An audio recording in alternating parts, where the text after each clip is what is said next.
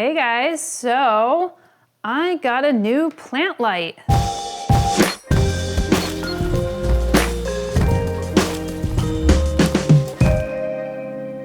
So just full disclosure, I got these plant lights from Mother, which is a Belgium company that is doing some really cool LED lights.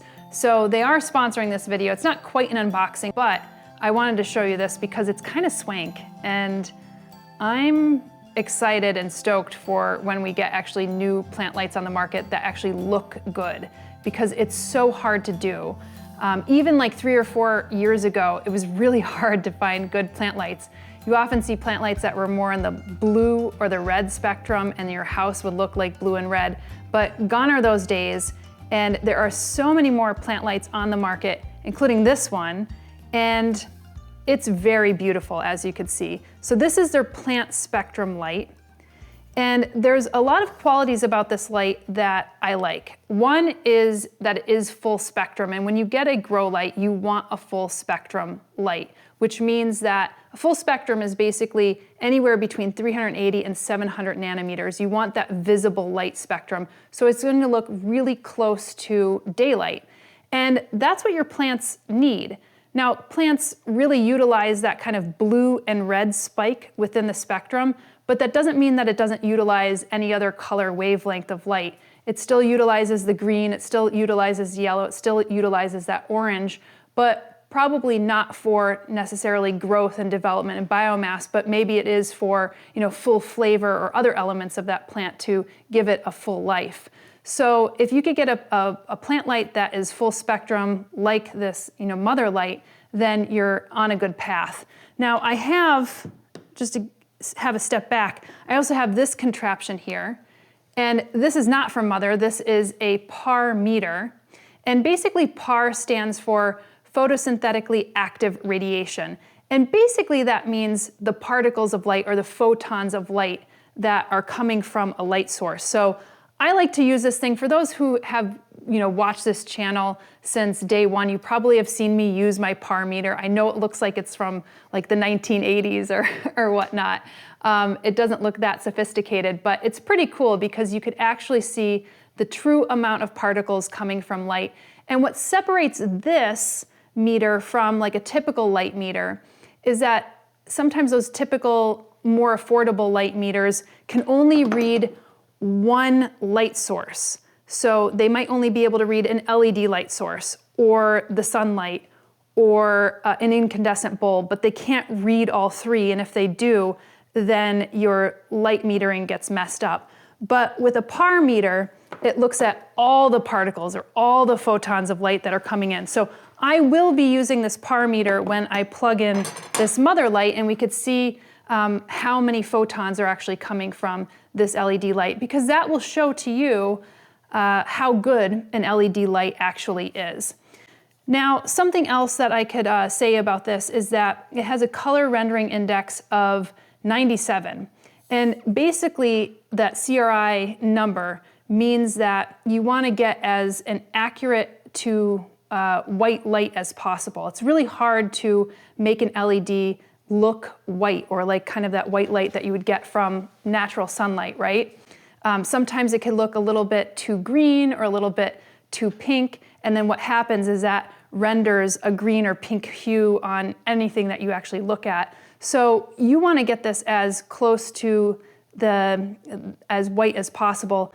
And when you plug this in, I would gather that when you're plugging it in, it will have a nice white light and it won't be like too harsh on the eyes.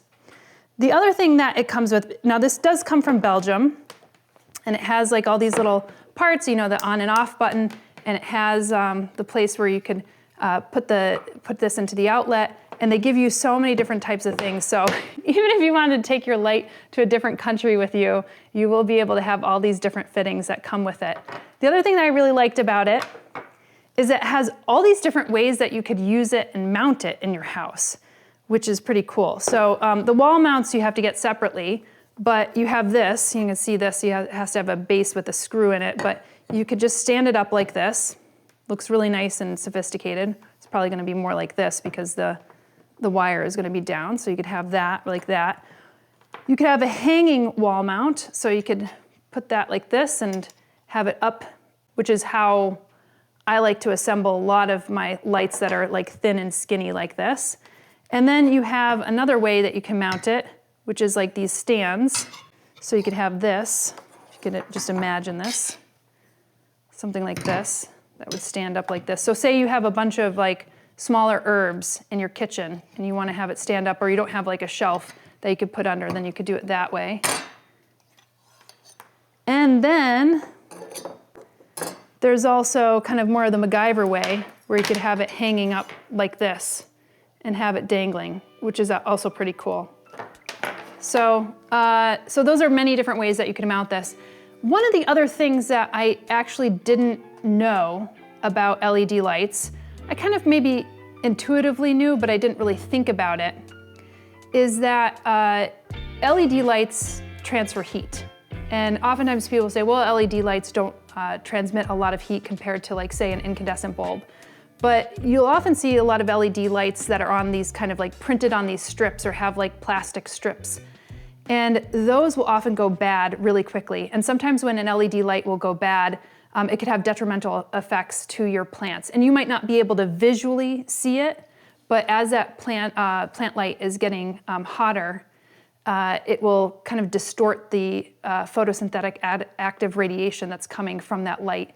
And like I said, can be really detrimental to your plants. So you want something that acts as a heat sink.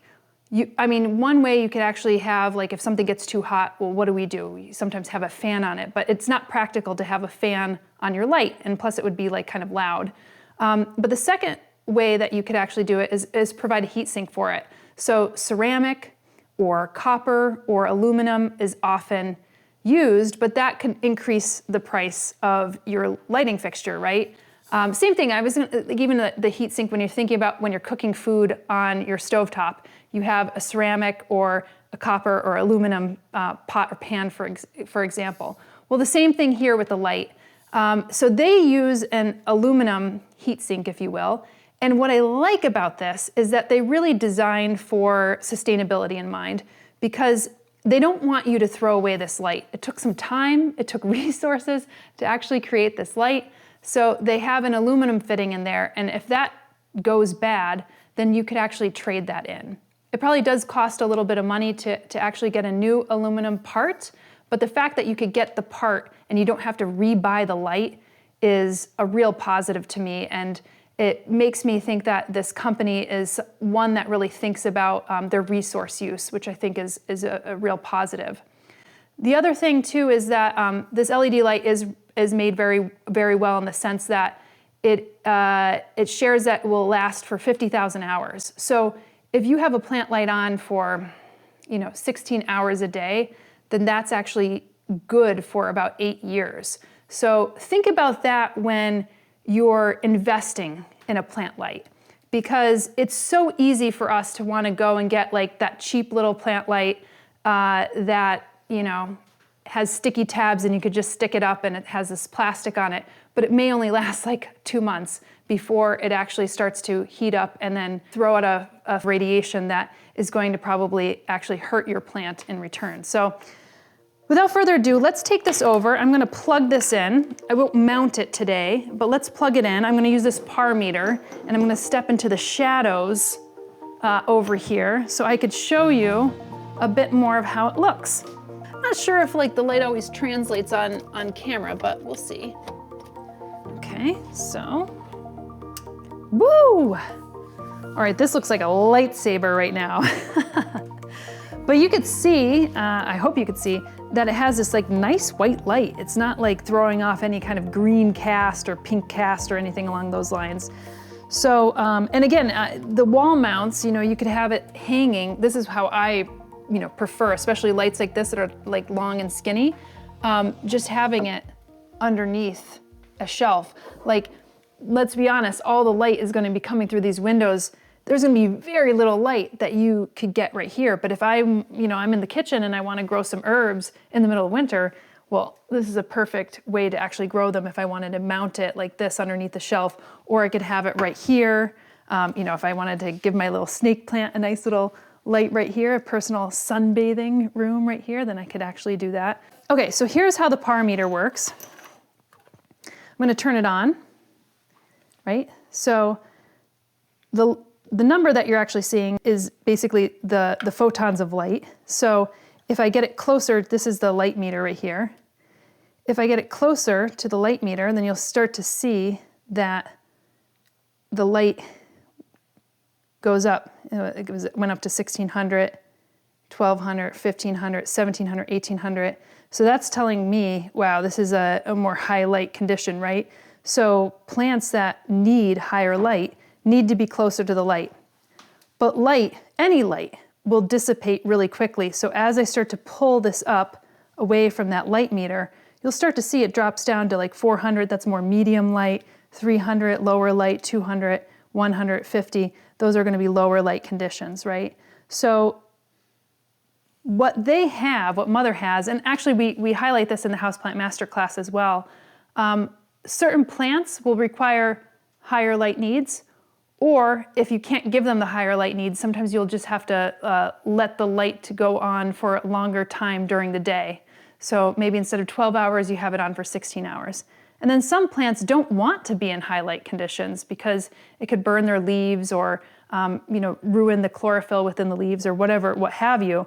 So Mother has an app, or you could go online, or you could look into the Houseplant Masterclass, and you could see what the distance away from the light that certain plants will prefer, which is great. So there's a lot of resources that come with this. And I have to say, I get asked to review and look at grow lights. There's so many that are out there, and I often turn them down. So when a good one comes my way, I really want to highlight it because there's so many aspects about a grow light that make it, can make it go from good to great. And one of that, of course, is design. Like if you want it in your house and you want a place where it feels right and you can actually stare at the light and it doesn't, cast a green or pink hue over your house, then that's very good. And high quality light, so you want something that, does have a full spectrum light and also that lasts a very long time. So I think this checks the box in all of those aspects.